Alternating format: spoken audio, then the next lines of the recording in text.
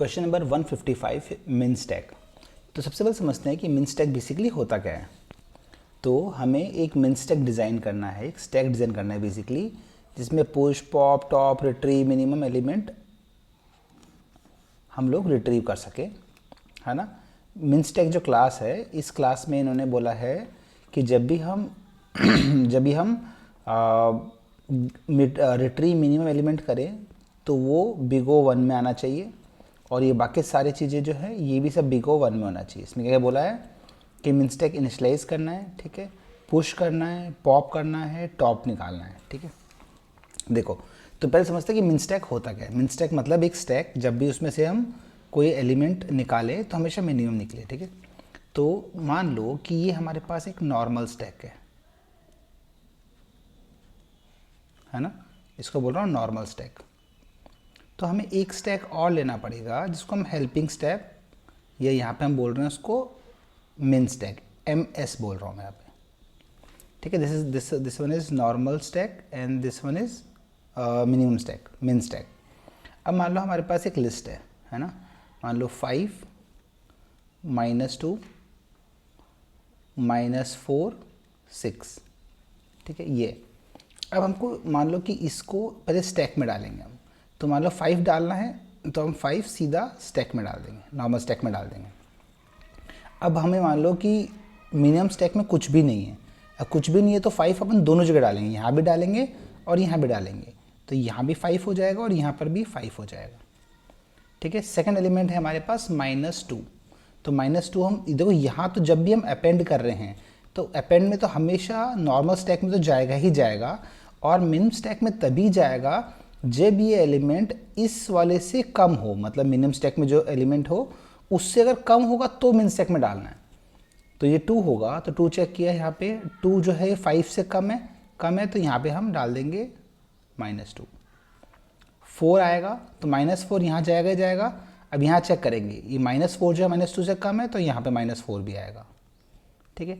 6 आएगा तो 6 केवल यहाँ आएगा, यहाँ पे नहीं आएगा। क्यों नहीं आएगा? क्योंकि 6 जो है -4 से ज़्यादा है तो मिन स्टैक में नहीं आएगा। तो ऐसे हम इनिशिएट करेंगे इसको, ठीक है। अब लास्ट वाला देखो, अगर गेट रिट्रीवल ना, गेट मिन करना है, मतलब रिट्रीव मिनिमम एलिमेंट करना है, तो अगर हम MS से हम टॉप एलिमेंट निकाल लेंगे, यहाँ से एलिमेंट निकालेंगे तो ये हमेशा मिनिमम रहेगा, ठीक है। तो ये क्या हो जाएगा -4। तो ऐसे हम इसको रिट्रीव कर सकते हैं -1 करके, ठीक है, अगर हम यहाँ से पॉप करते तो। नेक्स्ट, अगर हमें टॉप देखना है तो टॉप, तो ये तो नॉर्मल स्टैक तो आएगा ही आएगा, तो नॉर्मल स्टैक को टॉप देखो तो टॉप आ जाएगा सिंपली, ठीक है। नेक्स्ट पॉप करना है। हाँ देखो, पॉप एक अलग ऑपरेशन है। जब भी हम पॉप करेंगे, जैसे मान लो अब इस कंडीशन में पॉप करना है, तो इस कंडीशन में पॉप करेंगे तो क्या होगा, हमें नॉर्मल स्टैक से पॉप करना है। बट अगर मिन स्टैक के अंदर भी सेम एलिमेंट है, ये मिन वाला ये दोनों सेम अगर होंगे तो ये भी पॉप करना पड़ेगा। फॉर एग्जाम्पल मान लो कि ये है ही नहीं, 6 नहीं है, भी -4 है दोनों में। अगर दोनों में -4 है तो अगर मुझे पॉप करना हुआ तो मैं यहाँ से -4 करूँगा, -4 करूँगा। अब अगर मैं गेट मिन निकालूंगा तो गेट मिन तो इससे आ रहा है, तो यहाँ पे ये -4 आ गया तो -4 दिखाएगा ये, पर असली में मिनिमम कौन सा बचा है, तो -2 बचा हुआ है, क्योंकि -4 तो निकल चुका है। तो अगर हम पॉप कर रहे हैं इस टाइम पे अगर दोनों एलिमेंट सेम है टॉप वाले, तो दोनों में से एक निकालना पड़ेगा। तो क्या होगा, यहाँ से भी एक एलिमेंट निकालना पड़ेगा, यहाँ से निकालना पड़ेगा। अब जब गेट मिन करोगे तो क्या आएगा, -2 आएगा, ठीक है। तो सिंपल से इतना सा कॉन्सेप्ट है कि अगर हमें मिनिमम स्टैक बनाना है तो हमें एक नॉर्मल स्टैक के साथ में एक मिन स्टैक रखना पड़ेगा, ठीक है। मिन स्टैक में हमेशा लोएस्ट वैल्यू जाएगी, फर्स्ट एलिमेंट जाएगा वो दोनों में जाएगा, उसके बाद एलिमेंट्स डालते रहो नॉर्मल स्टैक के अंदर। अगर नॉर्मल स्टैक वाला जो है उसको कंपेयर करो मिन स्टैक से, अगर मिन स्टैक वाला एलिमेंट से छोटा है नॉर्मल स्टैक में जो आ रहा है तो दोनों में डालो, फर्स्ट बात। सेकेंड बात, जब रिमूव कर रहे हो, जब पॉप कर रहे हो, तो अगर जो आप नॉर्मल स्टैक से पॉप कर रहे हो वही सेम वैल्यू मिन स्टैक में भी है तो दोनों तरफ से पॉप होगा। इतनी बात समझ में आई, ठीक है। देखो सॉल्व कैसे करेंगे इसको। सबसे पहले हमने इनिशियलाइज कर दिया, एक नॉर्मल स्टैक ले लिया एम्प्टी, एक मिन स्टैक ले लिया एम्प्टी, ठीक है। अब अपेंड कैसे करना मैंने बताया कि अगर पहला एलिमेंट है तो दोनों में जाएगा, ठीक है, और मतलब हाँ, और अगर दूसरा बाकी कोई भी एलिमेंट है वो छोटा है तो वो मिन स्टैक में जाएगा। तो देखो दोनों कंडीशन नॉर्मल स्टैक में तो हमेशा जा ही जा रहा है, तो ये फर्स्ट कंडीशन क्या डाल दी मैंने, नॉर्मल स्टैक में तो अपेंड करना ही करना है।